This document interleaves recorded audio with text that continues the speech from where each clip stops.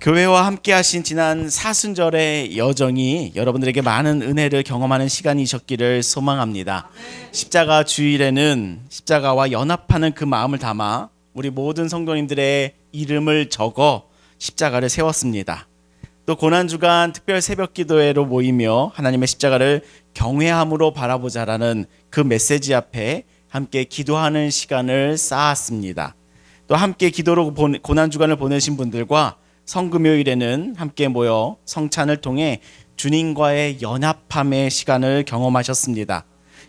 그렇게 주님의 죽으신 가운데 동참하셨고요. 또 주일에는 부활주일로 만나 함께 주님을 기뻐하고 부활의 기쁨을 나누는 그 예배를 함께 하였습니다.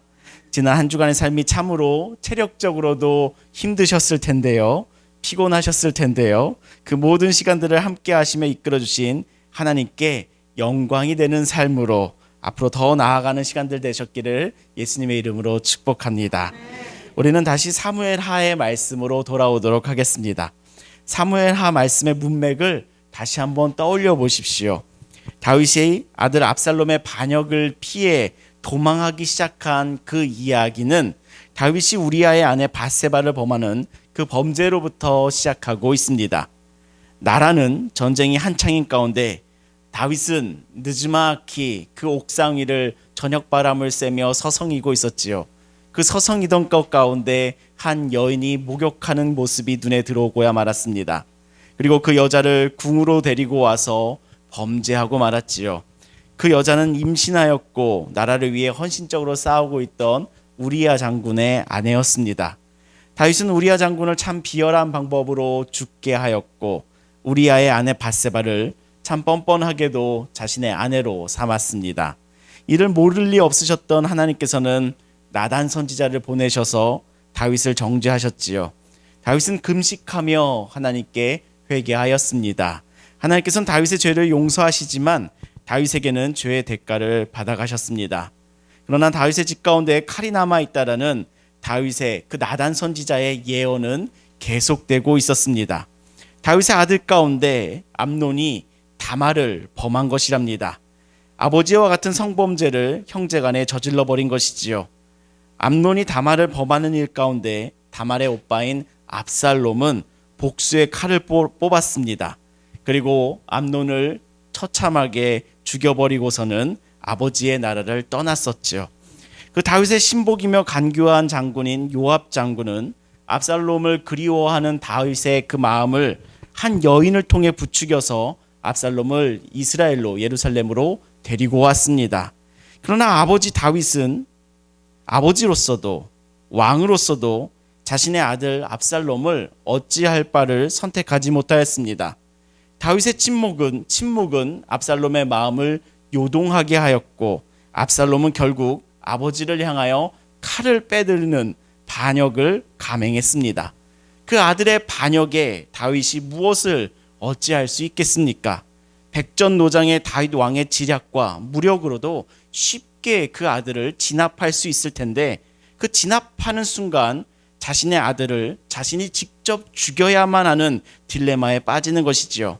그러니 다윗은 아버지로서 도망자의 길을 선택하였습니다. 그 도망하는 길 가운데 감난산을 넘었을 때 그 다윗의 모습이 어떠하였습니까? 눈물을 흘리며 괴로워하는 다윗의 모습을 지난 예배 가운데 우리가 함께 보았습니다. 다윗은 아들의 반역을 피해 예루살렘을 떠나 감난산을 넘어 광야로 향하고 있습니다.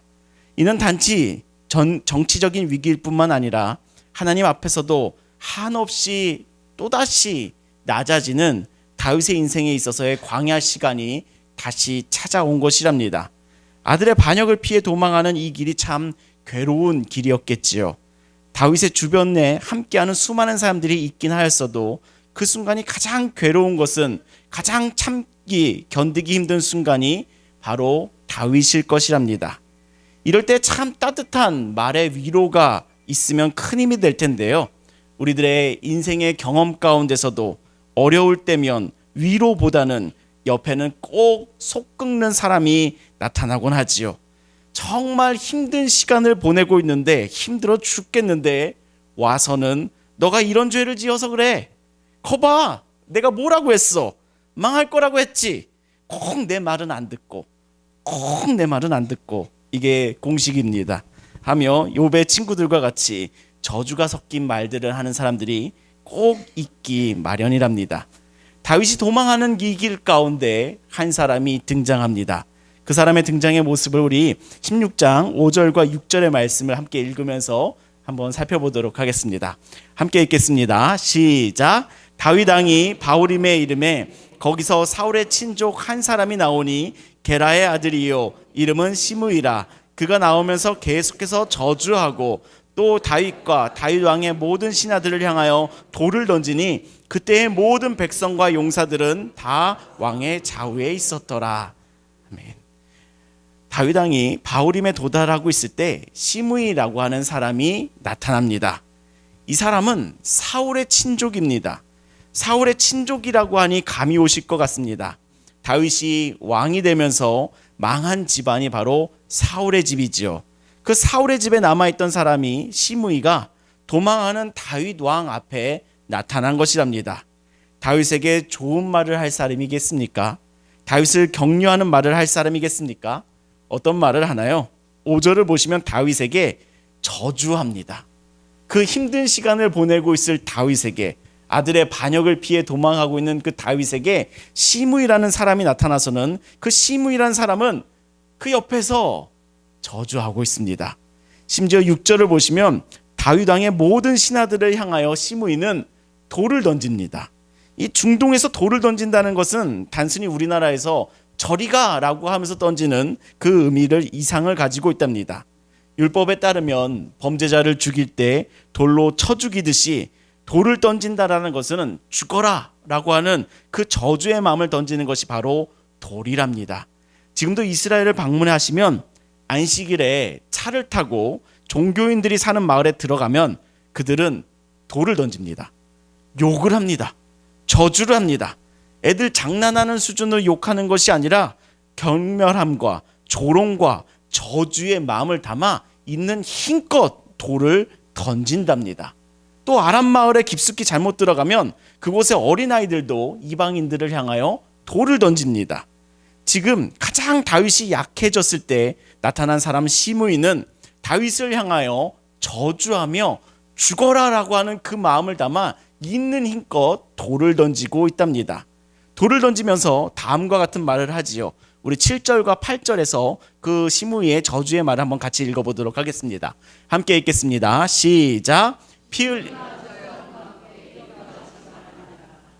흘린 자여, 사악한 자여, 가거라 가거라. 사울의 족속의 모든 피를 여호와께서 내게로 돌리셨도다. 그를 이어서 내가 왕이 되었으나 여호와께서 나라를 내 아들 압살롬의 손에 넘기셨도다. 보라, 너는 피 흘린 자이므로 화를 자초하였느니라 하는지라. 아이고, 우리는 어려움 중에 있을 때 다른 사람들의 본심을 보게 되지요. 우리가 잘 살고 굳건하게 서 있을 때는 웃어주고 좋은 말을 해주던 사람들도요, 내가 약해지고 내가 넘어지고면 본심을 드러내고 막말도 하고 조롱도 하고 비웃습니다. 이런 조롱을 당하고 저주의 말을 듣고 욕을 들을 때에 우리는 어떤 반응을 하였었던가요? 두 가지 반응이 있습니다. 첫째는 억울함을 되갚고 싶은 본능이 있지요. 복수하고 싶은 마음입니다. 둘째는 저주 속에서도 하나님을 바라보는 신앙이 있습니다. 오늘 본문에는 이 두 가지 반응이 다 나타나는데요. 먼저 다윗의 신하 아비새의 반응을 먼저 읽어보도록 하겠습니다. 우리 9절의 말씀입니다. 함께 읽겠습니다. 시작. 스루야의 아들 아비새가 왕께 여짜오되 이 죽은 개가 어찌 내 주 왕을 저주하리이까. 청하건대 내가 건너가서 그의 머리를 하소서 하니. 다윗에게 돌을 던지고 조롱하고 저주하는 시므이로 인하여 그 옆에 있던 신하 아비새가 나섭니다. 다윗에게 이렇게 말하죠. 이 죽은 개가 어찌 내 주 왕을 저주합니까? 이 죽은 개, 정말 놀랍게도 만국 공통으로 욕할 때 나타나는 것이 개입니다. 히브리어 원문으로 살펴보아도 하켈레브 하메트라고 해서 정확히 죽은 개라고 표현하고 있습니다. 이 아비새는 이 죽은 개가 어찌 내 주왕을 저주하고 있습니까? 라고 하면서 이 죽은 개가 누구를 가리키고 있는 거겠습니까? 시므이를, 다윗을 저주하고 있는 그 시므이를 보고 이 죽은 개가 어찌 내 주왕을 저주합니까? 하면서 이를 가며 분노하고 있습니다. 자신들도 분명히 압살롬과 맞설 싸움이 힘이 있지만 다윗이 도망하기로 선택하였으니 우리는 다윗 왕을 따르고 있는 건데 저 사울의 집에 쓰레기 같은 것이 돌을 던지며 저주하며 욕을 해대니 그 억울함을 되갚고 싶어하는 본능이 강렬하게도 일어나는 것이지요. 그러니 아비새는 다윗에게 이렇게 말합니다. 청하건대 내가 건너가서 그의 머리를 베게 하소서. 참 살벌하고 직설적이지요. 저 개소리를 해대는 시므의 목을 베어 오겠습니다. 말만 하십시오 하며 다윗에게 요청하고 있습니다. 참 정당한 반응처럼 보이죠. 참 상식적인 반응처럼 보입니다. 다윗 왕의 권위는 아직 살아있고 다윗에게는 아직 그 능력이 있으니까요. 칼날이 여전히 힘이 있으니까요. 왕이라면 굳이 말을 할 필요가 있겠습니까? 눈 딱 감고 있으면, 그냥 눈 딱 감고 있으면 알아서 아비새가 달려나가지 않겠습니까? 달려나가서 목 베어오지 않겠습니까? 눈 딱 감고 그냥 끄덕 한 번만 움직여도 저 뚫린 입이라고 하고 있는 저 시므의 목을 날려올 수 있겠지요. 우리는 누군가의 조롱을 듣고 욕을 들으며 저주를 들 때 이와 같지 않습니까? 아무리 내가 지금 어려운 상황에 있다고 저렇게 떠들어? 하며 분노가 차오르며 그 억울한 마음을 되갚고 싶은 본능이 충동질하곤 합니다. 아, 정말 어찌해버리고 싶다. 아, 정말 화가 치밀어. 아, 내가 멈출 수가 없다. 견딜 수가 없다. 마치 아비새처럼 반응하곤 하죠. 그런데 다윗의 반응은, 오늘 말씀 가운데 나타나는 다윗의 반응은 정말 사뭇 다릅니다. 우리 10절부터 12절의 말씀을 같이 읽어보도록 하겠습니다. 함께 읽겠습니다. 시작. 왕이 이르되 수르야의 아들들아 내가 너희와 무슨 상관이 있느냐. 그가 저주하는 것은 여호와께서 그에게 다윗을 저주하라 하심이니 내가 어찌 그리하였느냐 할 자가 누구겠느냐 하고, 또 다윗이 아비새와 모든 신하들에게 이르되 내 몸에서 난 아들도 내 생명을 해하려 하거든 하물며 이 베냐민 사람이냐. 여호와께서 그에게 명령하신 것이니 그가 저주하게 내버려두라. 혹시 여호와께서 나의 원통함을 감찰하시니 오늘 그 저주 때문에 여호와께서 선으로 내게 갚아주시리라 하고. 다윗의 마음과 다윗의 신앙이, 그 마음의 폭이 여러분들 느껴지시지요? 다윗이 아비새에게 말을 합니다. 10절을 보시면 그가 저주하는 것은 여호와께서 다윗을 저주하라 하신 것이다. 다윗은 이런 말을 하고 있습니다. 시므이가 나에게 저주하는 말을 하고 있는 것은 여호와 하나님께서 허락하신 일이다 하며, 자신을 욕하는 자에게 오케이 그럴 수 있어 하며 하나님의 인도하심을 오히려 인정하고 있습니다. 11절을 보시면요. 내 몸에서 난 아들도 내 생명을 해하려 하거든 하물며 이 베냐민 사람이냐. 그가 저주하게 내버려두라. 다윗의 말이 무엇입니까? 시므이의 저주를 당연하게 여기고 있습니다. 내 아들 압살롬도 나를 죽이려고 드는데 사울의 집인 베냐민 사람이냐고 나를 안 죽이고 싶겠느냐.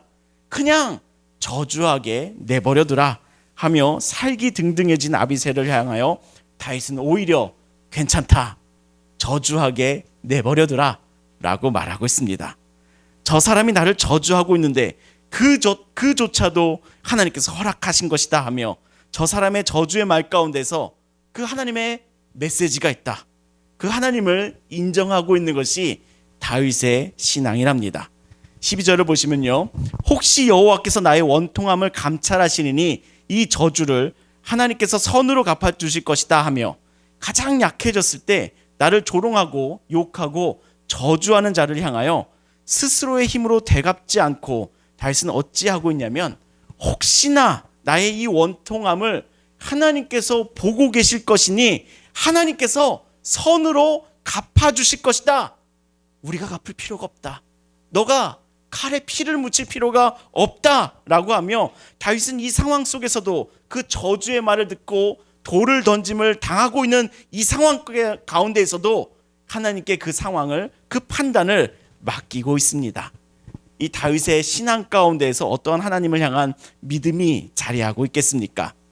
하나님께서는 나의 원통함을 바라보고 계신 분이시니 오늘의 시므이의 저주를 하나님께서 선으로 갚아주실 것이다 라고 하는 그 믿음이 자리하고 있습니다. 사람의 목숨을 끊을 수 있는 힘이 있는 다윗은 어떤 선택을 하냐면요, 하나님께서 갚아주실 것이다, 내가 그 생명을 취할 필요가 없다, 하나님께서 갚아주실 것이다 하며 자신의 힘을 쓰기보다 하나님께 심판을 구하고 있는 것이랍니다. 이것이 오늘 말씀 본문에 등장하고 있는 다윗이 가진 신앙이랍니다. 그리고 이것이 오늘 말씀 본문에서 드러나고 있는 하나님의 성품이랍니다. 하나님은 어떤 분이시냐면요, 사람의 저주 속에서도 하나님은 선을 이루시는 분이 바로 우리 하나님이시랍니다. 내가 가장 나약해져서 주변 사람들조차 등을 돌리며 나를 조롱하고 모욕하고 저주할지라도, 내가 그 모욕 당함 속에 있을지라도, 내가 그 저주 속에서 헤매이고 있을지라도 하나님은 나의 원통함을 아시며 결국은 그 저주마저도 선으로 이루시는 분이 바로 우리 하나님이시다 라는 것이 이 다윗의 고백 가운데 우리들에게 전하여지고 있는 것이랍니다. 다윗은 어떠한 신앙을 가지고 있습니까? 그 저주의 말 가운데서도 그 인간의 말로만 듣지 않고 욕으로만 듣지 않고 하나님의 메시지를 그 저주 안에서도 듣고 있습니다. 시므이의 그 저주의 말 속에서도, 심지어 나를 욕하고 저주하고 있는 그 사람의 말 속에서도 하나님께서 나에게 하고 계신 그 말씀이 있군요 라는 그 믿음의 태도로 저주의 말조차 귀를 기울이고 있는 것이 바로 다윗의 믿음이랍니다. 이 놀라운 다윗의 신앙의 태도가 어디서 기인하였겠습니까? 하나님께서는 그 저주 속에서도 선을 이루고 계시는 분이심을 다윗은 분명히 경험하였기 때문에, 정말 다윗은 사울에게 쫓기는 그 수많은 광야 생활 속에서도 하나님의 일하심을 경험하였기 때문에 사울로부터 그 수많은 저주의 말을 들었을지라도 그 저주의 말조차 선으로 바꾸시는 그 하나님을 이미 경험하였기 때문에 시므이가 자신을 저주할지라도 그 저주를 향하여 자신의 반감과 되갚고 싶은 충동이 일어나는 것이 아니라, 복수하고 싶어 날뛰는 것이 아니라 하나님께서 그 저주를 선으로 바꿔주실 것이다 라고 하는 그 기대를 가지는, 기대와 소망이 있는 것이 바로 우리 다윗의 믿음이었습니다. 우리 사랑하는 좋은교회 성도 여러분, 하나님은 우리가 저주 가운데, 정말 사람의 욕함 가운데 처해있을지라도 그 저주를 선으로 바꾸시는 분이 바로 우리 하나님이시랍니다. 이 하나님을 바라보는 믿음의 성도님들 되시기를 예수님의 이름으로 축원합니다.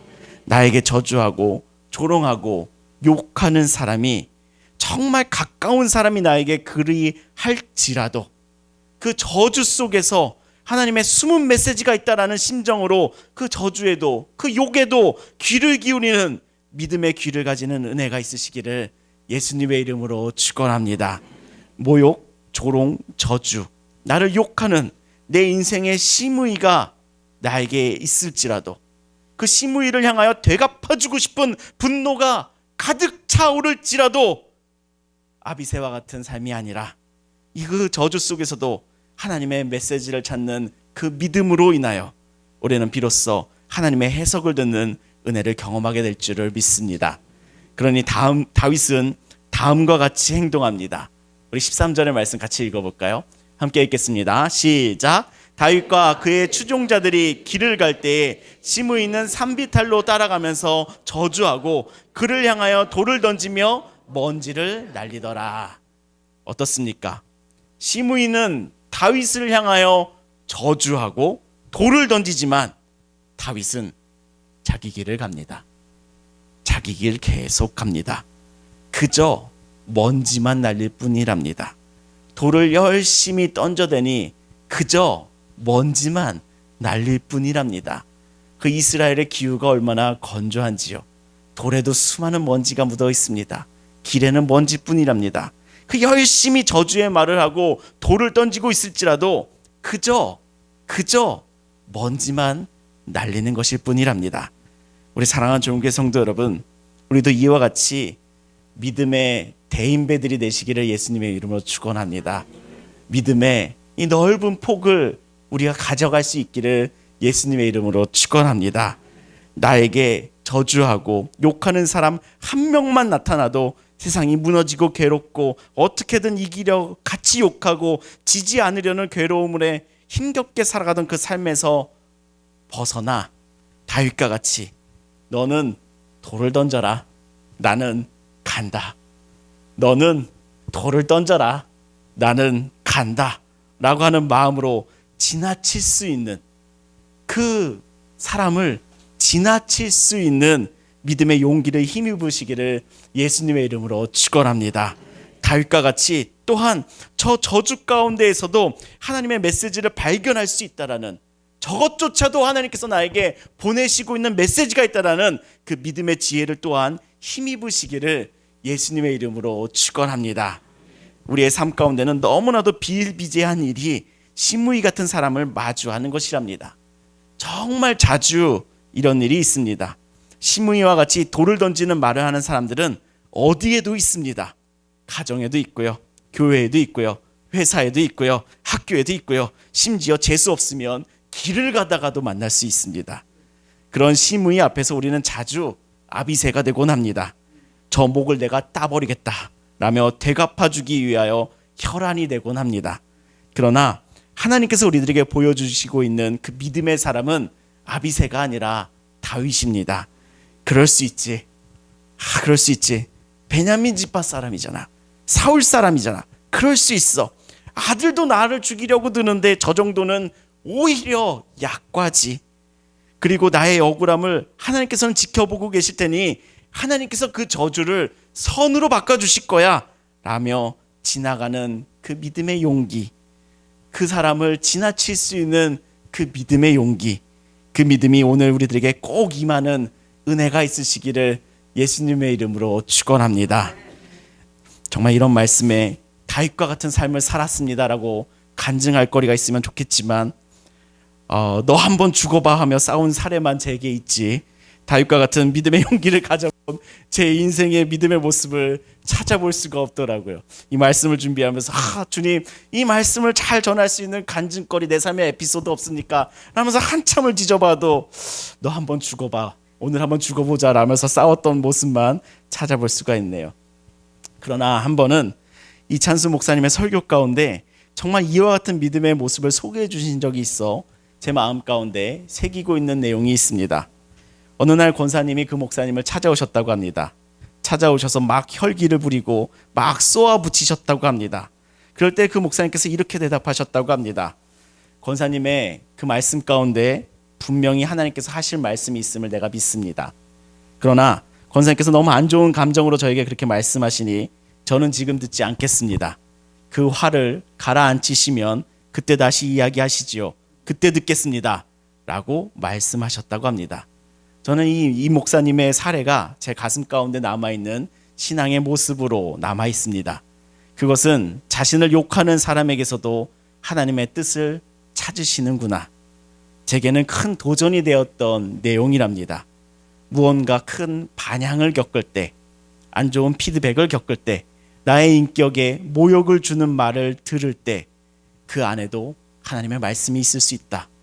그것을 인정하고 되갚는 복수의 인생이 되는 것이 아니라 하나님의 뜻을 찾고 하나님의 이끄심을 더욱 기대하는 믿음의 삶으로 나아가자랍니다. 오늘의 말씀을 준비하며 저와 우리 성도님들께서 다음의 모습을 기억하시기를 소망합니다. 하나님께서 시므이에게 다윗을 저주하라고 말씀하셨다. 그렇게 바라보고 있는 다윗의 믿음이랍니다.